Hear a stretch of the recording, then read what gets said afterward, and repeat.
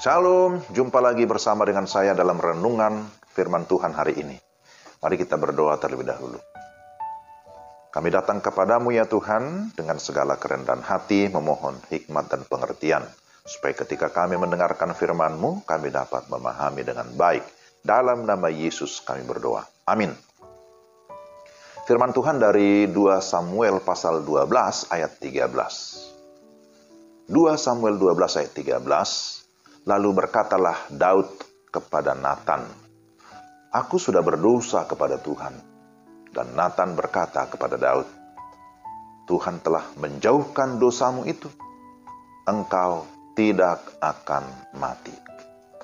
Tema renungan kita, kerendahan hati yang sungguh-sungguh.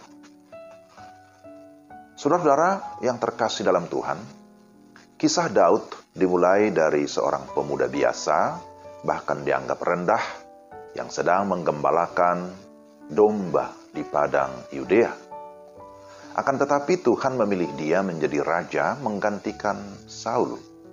Meskipun Daud sudah diurapi, dia tidak langsung menerobos masuk ke istana, tetapi dia tetap menggembalakan kambing domba sampai Tuhan menaikkan dia tepat pada waktunya menjadi raja. Akhirnya, Daud pun dipanggil ke istana, tetapi untuk menghibur Raja Saul. Lalu kemudian, ketika ada musuh menyerang, yaitu bangsa Filistin, Daud tampil dengan gagah berani dan mengalahkan Goliat. Kemenangan Daud justru menyusahkan Raja Saul.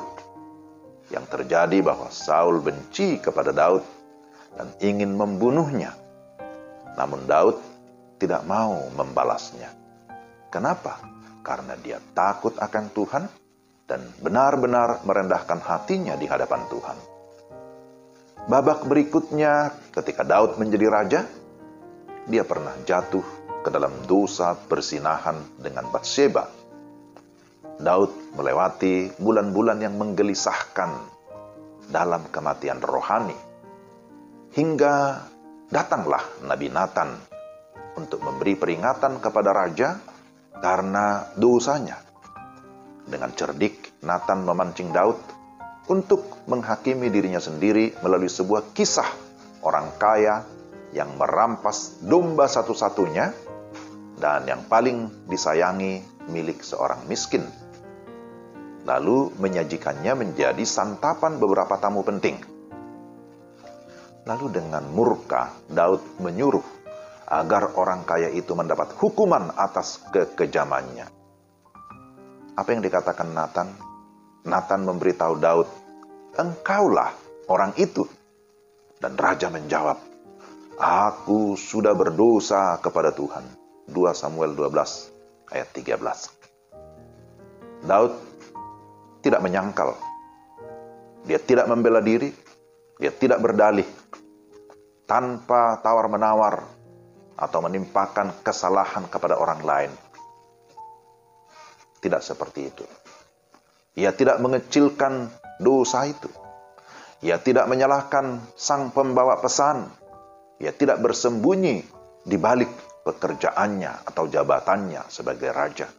Dan dia tidak berusaha membedakan antara kehidupan pribadi dan kehidupan publiknya sebagai seorang raja yang populer.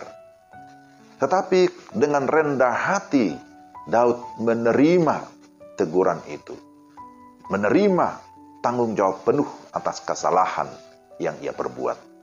Dan buah kerendahan hatinya dituliskan di dalam Mazmur 51. Dia sungguh merasa berdosa dan mengalami hancur hati. Daud menyadari kelemahannya, egoisnya, kecerobohannya, kemunafikannya. Dan Daud menyesali dosanya serta mau bertobat. Dengan rendah hati dia terbuka terhadap teguran dan bersedia menerima tanggung jawab atau konsekuensi dosanya. Saya kira ini sangat penting. Bukti kesadaran dan kerendahan hatinya yang sungguh-sungguh. Saudara, apa yang bisa kita pelajari dari kisah ini? Kerendahan hati memilih respons yang lembut atas kritik ataupun teguran atas kesalahan. Kerendahan hati berarti tahan sekalipun dalam penderitaan, sabar menghadapi kesulitan, bahkan olok-olok ataupun hinaan. Kerendahan hati membalas kejahatan dengan kebaikan, sebuah jawaban yang lembut terhadap amarah. Kerendahan hati tidak membela diri, melawan berbagai serangan terhadap harga dirinya, atau tidak mencari pembenaran diri sendiri. Kerendahan hati berarti berserah kepada kontrol dan kedaulatan Allah. Setiap hari bisa terjadi peperangan antara dosa kesombongan dan kerendahan hati yang langka. Kita jarang mengakuinya, enggan mengungkapkannya. Satu-satunya manusia yang mampu mengalahkan musuh kesombongan adalah anak Allah yang dengan sederhana berkata, "Aku lemah lembut dan rendah hati.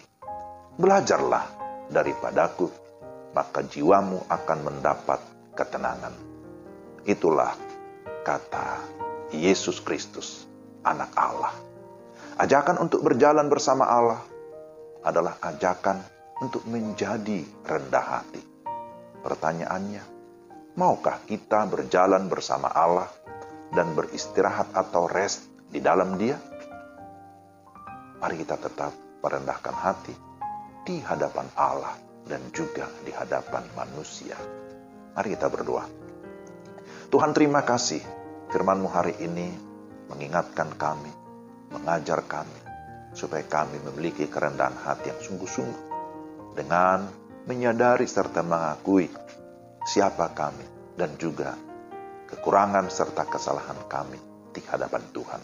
Tolonglah kami ya Tuhan, supaya kami menjadi pribadi-pribadi yang lebih lagi mau merendahkan hati, sehingga kami menjadi pribadi yang sungguh menyukakan hati Tuhan. Dalam nama Tuhan Yesus, kami sudah berdoa. Amin. Demikian renungan kita hari ini. Selamat beraktivitas, Tuhan memberkati. Salam.